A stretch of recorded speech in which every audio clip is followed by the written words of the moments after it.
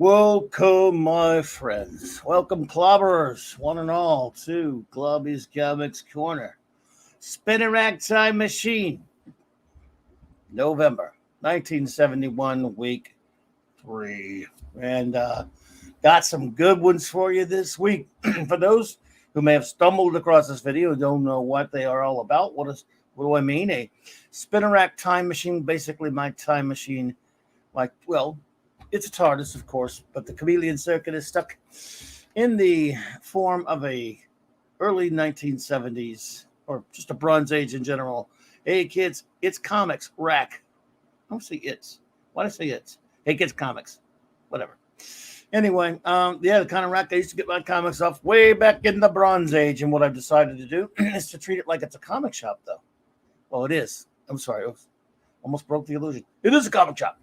It's just disguised as a spinner rack, and you go into it, and we're treating it like a comic shop in the sense of you have a folder there, your pull list, as some call it, and I am the customer who is walking in there every week and getting my new comics on Wednesdays, and I will show you basically anywhere from 9, 10, 11 different titles each week, breaking it up that way. I get my new stuff, show you my selections, and then, of course, I do a follow-up video the next day where I show you what the industry was like as a whole, give you a picture by showing you the ones that I didn't pick up. Now, again, of course, my Clobby'S Comics Corner, Spinner Rack Time Machine videos, I have many of them now. There's a playlist in my description below that you can find. And I just basically show you the comics that I would have chosen. I was very young. I was 7 years old when these comics came out, but I picked 50 years as a nice round number to go back just to the Bronze Age is something I love personally. I'm a Bronze Age baby in that respect. That was my heyday for buying comics. I've worked in comic shops, of course, and I even owned my own back in the 80s and into the 90s a little bit. So I was in the business for a good long time. And but before that, what got me so in love with comics to make me want to go into the business, of course, was going to the 7-Eleven and getting them off that spinner rack, or sometimes the drugstores and that big wooden rack as well. But I think you know what I mean. I think if you were around back then, you'll understand what the comic buying experiences was. But we're tweaking it a little bit. We're treating it like I have a pull list where I go into the shop and pick my favorites of the week or the ones that are reserved for me there. So this is what we have for you this week. Now, of course, as you can see, a whole bunch of comics came out. Well, every month back then. It was a very healthy market. And you will probably realize, and there were lots of genres of comics back then, but you probably get the message pretty early on that I have a fanboy bias towards the superhero or the genre stuff. Just me, but we're going to give love and respect in tomorrow's video to the ones that I did not pick up, to all the different comics. We're going to mention them all. So let us start with my selections for the week. And this is an insane week because there are lots of firsts and crazy stuff going on. I mean, for example, Tomb of Dracula #1. This was, of course, for those who, well, I'm sure you probably don't know, but if you don't know, I mean, for those who know, who were back then, this is Marvel first starting to get into the horror genre a little bit, and this is one of the classic titles of the 70s. Early on, Jerry Conway on the writing, but it wasn't long, like issue 7 or something like that, before Marv Wolfman would come along and write it until it ended. And with that, Gene Colan would be on the book pretty much the whole time, if I remember correctly. But anyway, he's on this one. Wow, Jerry Conway, who got around a bit back then, and Gene Colan, and of course, great Neil Adams cover. I love Tomb of Dracula. It has been ages since I've read this. I plan to do a deep dive on this, review this comic soon. There were 70 issues, I believe, in an annual or two or something, maybe. But Marvel's Dracula was very interesting. He was in the Marvel Universe, and so I plan to go back and read these again. It's been forever. It would be a lot of fun to go back and read those.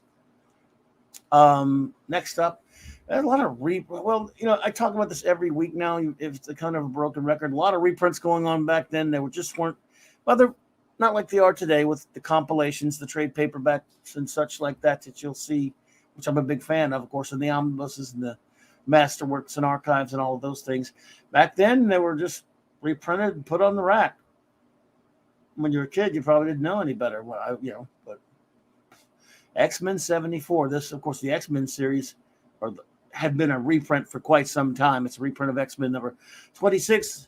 The rascally one himself, Roy Thomas, with the story Werner Roth Dick Ayers on the art and the great Gil Kane cover with Frank Giosha. I've always had a little trouble with his name, but who doesn't really? Anyway, yep, I would have got this one. These are the things I would have bought. King Alert, Jack Kirby. Well, if you're familiar with Clobbering Times, we love the King here. So, Superman's pal, Jimmy Olsen, number 145, with, of course, story art. The King of Comics, the great Jack Kirby, gearing up his fourth world right here, with Vinnie Coletta on the inks. But at least, they got Murphy Anderson credited. I know they used to have him. They cut off Superman's head and have Murphy Anderson draw the faces. A couple of other artists, but largely Murphy Anderson. I suspect that's what he did on this one. But I love Murphy Anderson's a great inker, way better than Coletta, of course. And there's a reprint in it from Star Spangled Comics number 11, a Newsboy Legion story by the Simon and Kirby team, with, of course, a Kirby and Anderson cover. Can't go wrong there. Decided to go a little bit out of my comfort zone. I didn't buy a lot of these war comics, or really any of the. I bought superhero stuff so much back then. I was just a superhero zombie. I admit it. I am. Superhero fanboy. Well, I'm going to try something a little bit different this week. Let's go with some of the unusual stuff. So, and it reared War Tales number 3. Look at that fantastic Joe Kubert cover. Various writers in the series, including Joe Kubert, Bill Finger, the legendary Bob Haney, Dave Wood, Lynn Weed, and Marv Wolfman. You had to be very young at that point getting into the business. Artists, of course, the interior stuff, Joe Kubert, the master, especially the master of war comics. Ross Andrew, Russ Heath. God, I love Russ Heath. And even Mort Drucker. Yes, Mad Magazine's Mort Drucker did do work for DC. Phenomenal stuff. And again, cannot rave enough about that great Kubert cover. This is interesting. Of course, I'm a big Fantastic Four fanatic. Clobbering Times, figure that one out. Roy Thomas on the story, art of John Buscema, and I love Joe Sinnott, and I love the Buscema Sinnott team on that. And of course, also on the cover. What's interesting here is this is where Black Panther makes an appearance, except he's not Black Panther. This is where, for a very short time, the Black Panther took on the mantle of the Black Leopard. He's called the Black Leopard because, or he called himself the Black Leopard in a very, maybe just a year or two. I can't remember how long he did. It was not very long. I'd have to look into it. My research is sketchy on that, so I'd have to actually get the comics to. But I think he was back to being the Black Panther again in a year or two. But he did that because of the controversies of the stories of the day in political terms. Of course, the Black Panther Party and stuff. Marvel kind of wanted to steer away from that controversy. So yes, for a short time, T'Challa was the Black Leopard. In that issue, he was for sure. We've got a lot of firsts going on here. This is Marvel Premiere number 1, featuring the power of Warlock. This is, Warlock had previously appeared in a Fantastic Four comic, of course, of the number of which eluded me for the moment, created by Kirby and Lee. But this is his first appearance as Warlock, as Adam Warlock. And of course, it's writing Roy Thomas, again, the rascally one, with, what a team. Loved Gil Kane. What a great artist, and what a huge team to have him inked by the great Dan Adkins as well. With, of course, the Kane and Adkins cover. So great art on this one. Fantastic stuff. I just got some reprints of that. I plan to be going back and reading some of those. Great stuff. Let's go with another Monstery reprint. Well, another reprint. Let's make it Monstery. How about that? Monsters on the Prowl, number 15. Story and art reprint from Strange Tales, number 82. Some Lee and Kirby Dick Ayers monster stories from the good old days, I guess, from the Atlas Comic Monsters stuff. And, of course, that's the story 1. Story 2 is of some more of that kind of stuff. Journey into Mystery 68, the pre-Thor Journey into Mystery.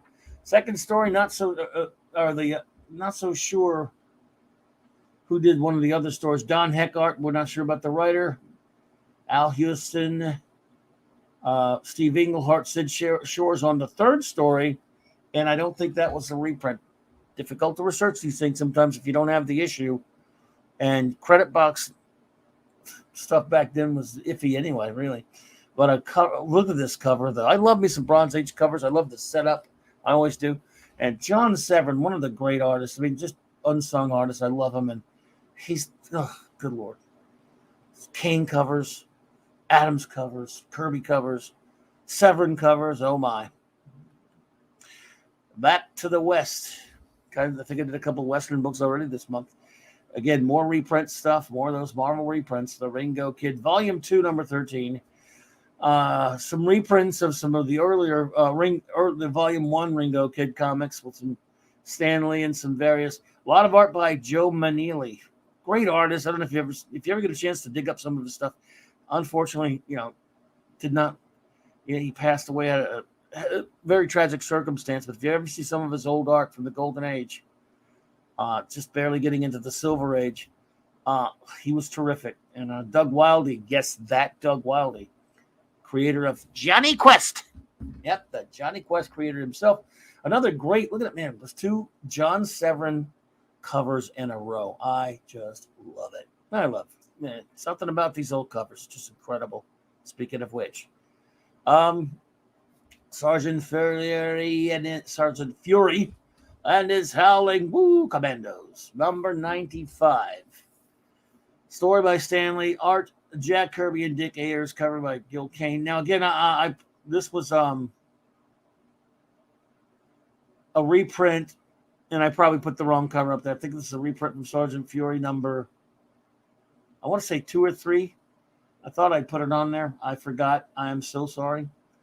But obviously, anytime you see one of these, and of course, anyway, great Gil Kane cover. I hope I don't get in trouble with YouTube for certain symbols you're seeing on there. Sorry, YouTube. It's an old comic book. Sue me. Probably will. Who knows? Okay, this is hilarious. This. All right. Look, Superman's Girlfriend, Lois Lane, number 118. Story by that curmudgeon Robert Kanigher. Art Werner Roth and Vinnie Coletta. All right, this lead story, Edge of Darkness. All right, the Madman, of course. I hate to be spoilery. We don't really talk about the interiors much here, but that's Morgan Edge. It says this is his, technically, he did appear before this in a Superman 244 or something like that, but this is being said to, my research says it's his first appearance chronologically, which I guess is gobbledygook. But anyway, he's the real Morgan Edge because the one that appears first is the clone that Darkseid created. It's convoluted, but if you're from the area, you probably already know about all that anyway. But what's hilarious to me about this cover is goodbye, Superman. Take it easy. Hey, Lois, you be careful. That madman is still out there, as evidenced by the headline on the newspaper of the Daily Planet you're holding. But don't worry, I'm not using my X-ray vision or my super hearing to hear him creeping up behind you. And Edge is going, wow, Superman could have easily found me. He probably knows I'm here. He's probably just tired of her crap because Lois is a pain in the butt. Now I could just do whatever I want. I'm just saying. Supes, you have super hearing. You're looking back. You have X-ray freaking vision. I know you're not trying to look through her clothes or anything, buddy, but you could tell if the madman is right around the corner. Holy shit, dude. All right. I mean, sure. All right. Look, we know Lois was a pain in the butt, but I don't know. Not using her powers. Well, who can blame him, really, folks, right? Am I right? Yeah. Anyway. Oh, let me go. I did not. I was so busy being a jerkweed, I didn't get to the credits. Sorry. All right. Sorry about that. All right. Robert Kanigher, again, that was story one. Story two, no clue on who wrote it. But it is a reprint with some Carmen Infantino and Joe Giello art. Story three, of course, is not a reprint. It's I think it's a Rose. Well, obviously, it is a Rose and Thorn story. Probably. Robert Kanigher, Rich Buckler, and Dick Giordano with a, and this, of course, does sport a lovely Dick Giordano cover. Sorry about that. And again, I dedicate this one. If she does see it, I hope you see it, number one. But if you don't, that's okay. But number one, my wonderful first officer, Raquel Briggs. She loves these Gold Key covers, and I do too. And of course, she loves Tarzan. Well, this, of course, was Korak, son of Tarzan, Edgar Rice Burroughs.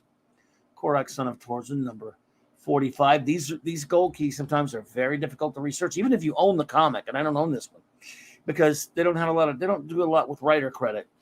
So, hats up to the Grand Comic Database. They do what they can with these. And so a couple of the stories have credits, a couple of them don't. Stories by Gaylord Dubois. They've got some Dan Spiegel on the art. That's a familiar name to anyone who's read, DC. Did Black Hawk for many years, stuff like that, and other things. So Dan Spiegel, we know. And, of course, was it Crossfire for Eclipse? Anyway, he's been around. And Tom Massey. And a cover by, of course, the extraordinary George Wilson. How do you not love these? Man, these George Wilson covers on Gold Key Comics are just awesomeness, aren't they? So, yeah, anyway, cool stuff. So that about wraps it up for Clobby'S Comics Corner, Spinner Rack Time Machine this week. Please check out my other videos in this series if you have not already. And also, I'm also doing Clobby'S Comics Corner, Spinner Rack Time Machine. I know it's a mouthful. Short trips, videos where I take my TARDIS to other points in time in the Bronze Age and do just a tiny, teensy-weensy little bit of a short video report on something kind of weird or off the wall from comics history of that era. My first one was, of course, about the DC Comics Hotline. I have a video to that. Please check that out. And then today I dropped one. Well, if you're seeing this, it may not be today, but I also have one out there. In fact, it won't be today. This won't even be. Oh, never mind. You'll pick it up. It's time travel. It's weird. It's timey-wimey. Hostess saves the day. Hostess fruit pies to the rescue and Twinkies and all that stuff. A little bit of a video about the old Hostess Twinkies ads. When superheroes can solve all of your problems in one page with a nice, tasty Twinkies or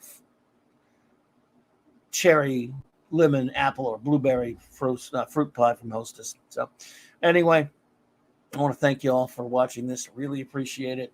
I have fun making these. It's just, again, we don't do a deep dive on the interiors of these comics. Just like to show you what was available back then on the racks. I go by a great site called Mike's Amazing World. There's a link in my description below to that and many other fine things that you can check out, including other YouTubers and such. But I put that in there because that's a great research tool, and you can find out what comics are coming out when and all this other kind of stuff. And just, it's a great site. So as always, before I get out of here, a big shout out to my wonderful first officer, the extraordinary R.M. Briggs, who made my intro, outro. And I will see you on the next video. It'll be Clobby'S Quick Bits, and it will be a wrap up of week 3, November 1971. Clobber on, clobbers.